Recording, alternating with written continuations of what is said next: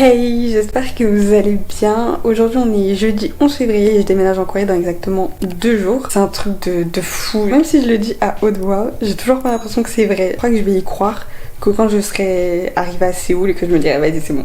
On est là, c'est bon, on part plus. Du coup, pour vous expliquer le pourquoi du comment, pourquoi je pars, etc., je pars en échange universitaire pour mon master. De base, je devais partir 1 an, je devais faire mon master complet à Séoul, mais vas-y, Miss Coronavirus, vous connaissez. Du coup ça a été décalé au 2e semestre et j'ai trop hâte. J'ai trop hâte. C'est la première fois que je vais en Asie, c'est la première fois que je vais vivre toute seule. Heureusement je pars avec une pote de mon école donc ça va, au moins je serai pas toute seule dans l'avion parce que déjà que l'avion et moi on n'est pas... C'est pas mon endroit préféré on va dire. Alors aujourd'hui ce que je dois faire c'est que je dois finir mes valises. J'ai pas mal avancé mais il me reste genre mes chaussures à mettre, quelques vestes. Voilà, aujourd'hui c'est ce que j'ai à faire et après samedi c'est les grands départs. Je pars samedi et j'arrive dimanche en Corée. J'arrive à 15h40 en Corée. Du coup en France il sera... Je crois qu'il sera 7h30 entre... Bah non c'est 7h40 je crois, un truc comme ça. Enfin bref du coup voilà c'est ce que je vais faire aujourd'hui et j'ai trop hâte.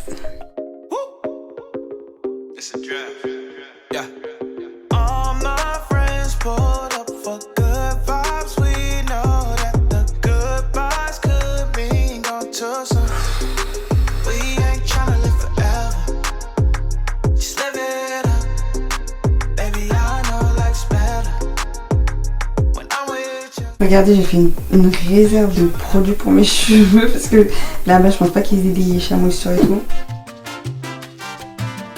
Hello, je suis arrivée à l'aéroport, j'ai rejoint ma pote. L'aéroport il est vide. J'ai jamais vu un aéroport aussi vide. Là on va embarquer pour Amsterdam. Après on a une escale de 5 heures donc c'est grave. Je pense qu'on va manger. Et après on part à Séoul.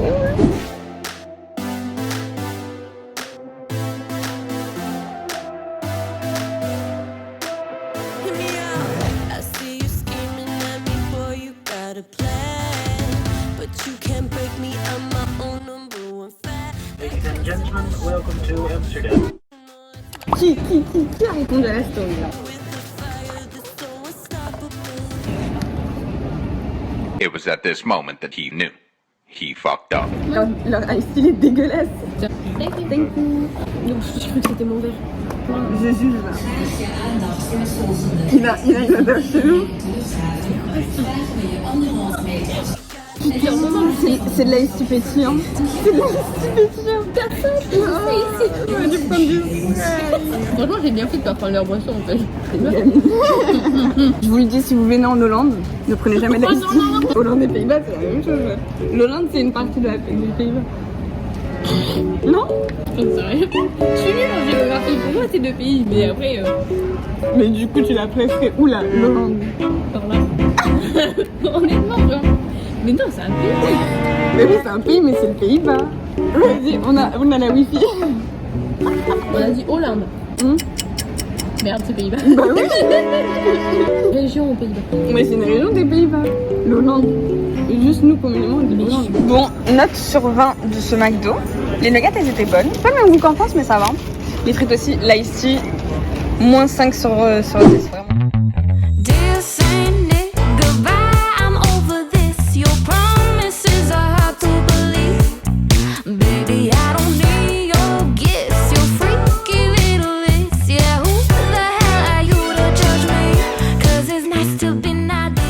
Arrivée à Séoul, hier j'ai pas filmé mon arrivée et tout parce que j'étais archi fatiguée. Mais du coup je vais vous raconter l'aéroport parce que c'était quelque chose avec le Covid. Quand vous arrivez à l'aéroport de Incheon, il y a plein de petits checkpoints. La première chose que vous devez faire quand vous arrivez c'est qu'il y a un QR code en gros et vous devez télécharger l'application. En gros c'est l'application d'auto-diagnostic sur laquelle vous devez mettre tous les matins et tous les soirs votre température, si vous avez des symptômes etc. Donc ça c'est la première chose à faire et après ils vous prennent votre température et regardent si vous avez votre PCR. C'est là que les problèmes ont commencé. On avait fait 18 heures de voyage, donc c'est long. On était fatigués. En plus, enfin moi j'avais un col roulé, j'avais un pull, j'avais mon manteau même si je l'avais enlevé, voilà. Dans l'aéroport il faisait assez chaud, etc. Du coup, quand on est arrivé au moment de prendre la température, moi ma température elle était un peu trop haute. J'étais à 37,5 et ma pote elle était à 37,8. Ils nous ont mis sur le côté et on a attendu parce qu'on n'était pas les seuls. On est passé pour un examen plus approfondi. En gros, il y a une dame qui nous posait des questions. Où est-ce qu'on est allé dans les 14 jours qui ont précédé notre arrivée? Est-ce qu'on a été en contact un jour avec quelqu'un qui a le Covid? Quand c'est qu'on s'est fait tester? Où est-ce qu'on a fait escale, etc. Bref, elle nous posait plein de questions. Tant que je passe, qu'elle me posait des questions, etc. Quand elle m'a repris la température, elle me l'a reprise 2 fois. Elle a eu le temps de baisser, elle était à 37,3. Donc moi j'ai pu passer. Mais ma pote avec qui je voyageais, ça n'a pas été le cas pour elle. Elle est restée à l'aéroport jusqu'à 2h du matin. On est arrivé à 15h, elle est restée à l'aéroport jusqu'à 2h du matin. Parce qu'en fait elle s'est fait tester et elle a dû attendre les résultats pour qu'ils sortent. Ça prenait à peu près 8h. C'était pas la seule, hein. Il y avait d'autres Français dans ce cas, il y avait d'autres Coréens aussi, enfin il y avait d'autres gens. Moi j'ai continué le processus parce que comme je vous ai dit, il y a plusieurs checkpoints. On vérifie plein de choses. C'est pour ça que je pouvais pas filmer parce que déjà d'une, je sais pas si j'avais le droit. Et de deux, j'avais 1 milliard de papiers dans les mains. Je vous jure, j'avais genre 10 papiers dans les mains. J'avais mon sac qui pesait hyper lourd parce qu'il y avait ma caméra, mon ordi, des livres. Donc déjà mon épaule elle était en PLS. J'avais ma valise dans l'autre main, mon manteau aussi que je tenais. Enfin, vraiment j'étais au bout de ma vie. J'étais clairement au bout de ma vie. Et sinon là maintenant ça va grave mieux. Hier j'étais un peu au bout. Mais là ça va grave mieux, je suis grave contente. Je vais essayer de m'occuper pendant la quarantaine. Après je vous avouerai que je suis encore jet lag. Donc je pense que je vais beaucoup dormir là les premiers jours. Et après je vais essayer de faire des activités quand même et essayer de pas dormir pendant 14 jours. Hey, alors aujourd'hui on est dimanche, ça fait 1 semaine que je suis en quarantaine déjà.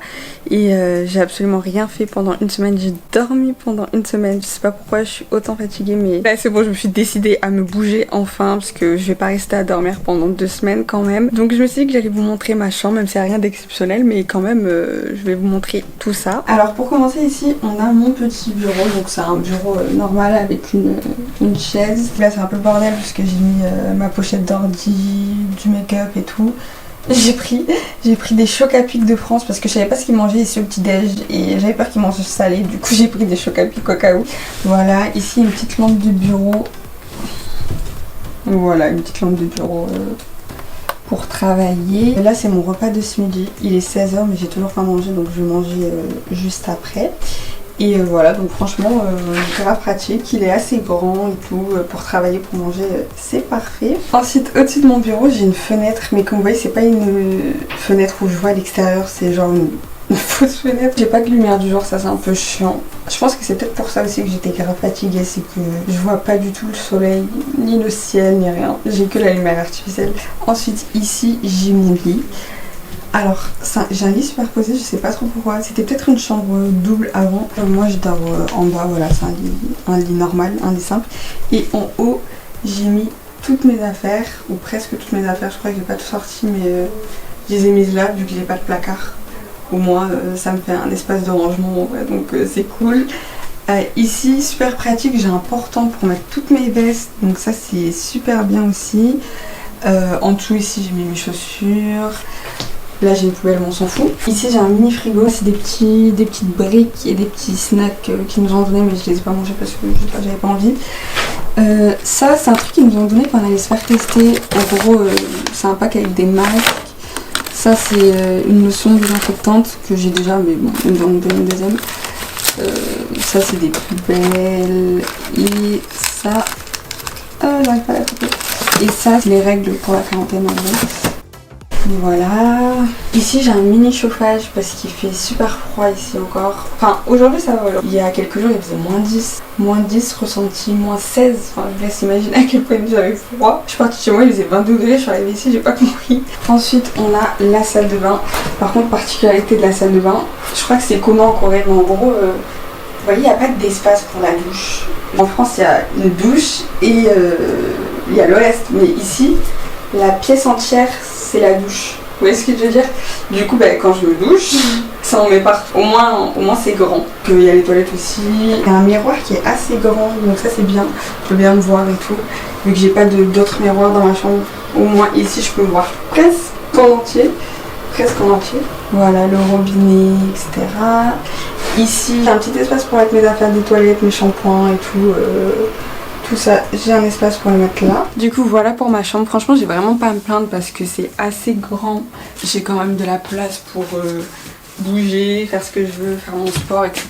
Même si je n'en fais absolument pas, mais si j'avais envie je pourrais en faire. Les seuls petits problèmes c'est la fenêtre. J'ai vraiment pas du tout de lumière naturelle. Après je pense que quand je pourrais sortir et faire ma vie ça me dérangera plus trop parce que je compte pas passer beaucoup de temps dans ma chambre. L'autre problème par contre c'est que c'est grave mal isolé. Mes voisins j'entends tout ce qu'ils font et je pense qu'ils entendent tout ce que je fais aussi, c'est pour ça que je parle pas trop fort. En fait elle est dans la chambre juste derrière là, juste à côté, et quand on se fait des vocaux limite j'entends qu'elle est en train de me faire un vocal avant de le recevoir. Ça me dérange pas d'entendre les autres, c'est juste que j'ai pas envie de les déranger quand je parle, surtout quand je filme. Là je vais aller manger parce qu'il est 17h, 16h50 et j'ai toujours pas mangé mon repas du midi.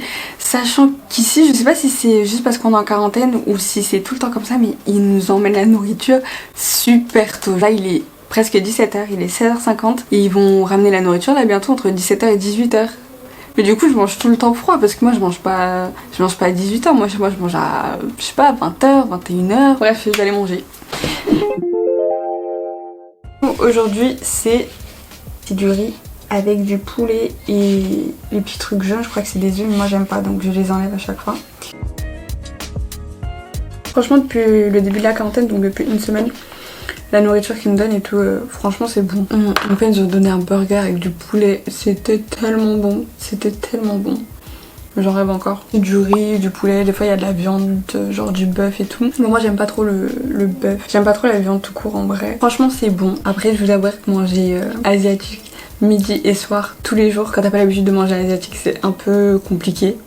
J'avoue que là, quand je sors, je vais manger une pizza direct. Et la quarantaine, je pensais que ça allait plus dur, que ça allait passer plus lentement. Honnêtement, la première semaine, bon c'est peut-être parce que j'ai fait que dormir, j'ai pas fait grand chose ou quoi, mais je l'ai vraiment pas senti passer. C'est passé hyper vite.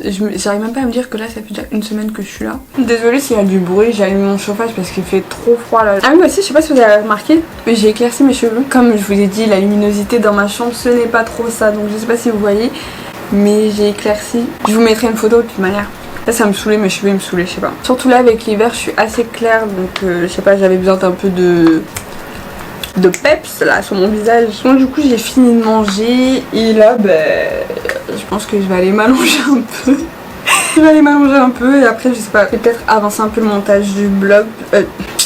Peut-être avancer ça, histoire que je puisse le poster là cette semaine. Bon, là il est 21h, j'ai mangé mon repas, je me suis lavé les cheveux, j'ai un peu avancé mon montage. Je pense que je vais arrêter de vlogger là, parce que je vais rien faire de spécial dans les prochains jours. En tout cas, j'espère que la vidéo vous aura plu. Si c'est le cas, je vous invite à liker et partager et à vous abonner pour ne manquer aucune de mes prochaines vidéos. Et en attendant, prenez soin de vous.